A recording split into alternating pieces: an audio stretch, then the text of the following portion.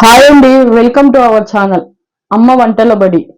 ఈరోజు మనం చేయబోతుంది పిల్లలకి ఎంతో ఇష్టమైన హోటల్ స్టైల్ మైసూర్ బోండా. దాంట్లో అల్లం ముక్కలు, పచ్చిమిర్చి ముక్కలు, కరివేపాకు వేసుకొని వీటిని ఒకసారి గ్రైండ్ చేసుకుందాం. ఒక బౌల్ తీసుకొని అందులో పెరుగు వేసుకొని ఈ పెరుగుని ఇలా 5 నిమిషాల వరకు కలుపుకుంటూ ఉండాలి. పెరుగు కొంచెం పుల్లగా ఉంటే బాగుండిద్ది.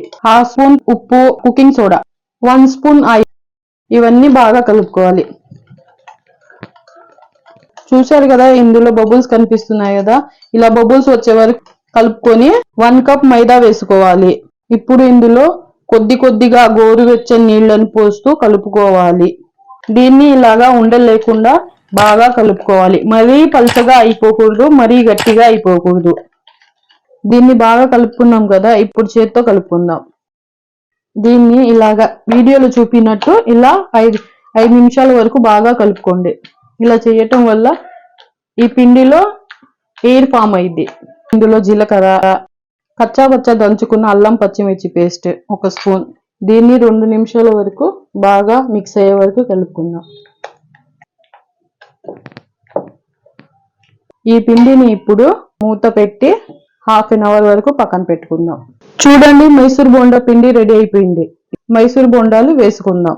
ఇప్పుడు స్టవ్ వెలిగించి కడాయి పెట్టుకొని అందులో డీప్ ఫ్రైకి సరిపడినంత ఆయిల్ వేసుకోవాలి. ఆయిల్ వేడి అయ్యాక మనం రెడీ చేసుకున్న మైసూర్ బోండా పిండిని చేయి తడి చేసుకుంటూ ఒక సైడ్ నుంచి తీసుకుంటూ వేసుకోవాలి.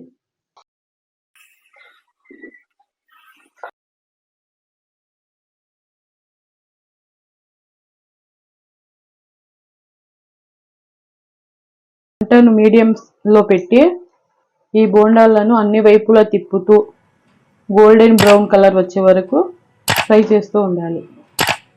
గోల్డెన్ బ్రౌన్ కలర్ వచ్చేసింది కదా, వీటిని ఒక టిష్యూ ఉన్న ప్లేట్ మీద తీసుకుందాం. ఇప్పుడు సెకండ్ బ్యాచ్ వేసుకుందాం.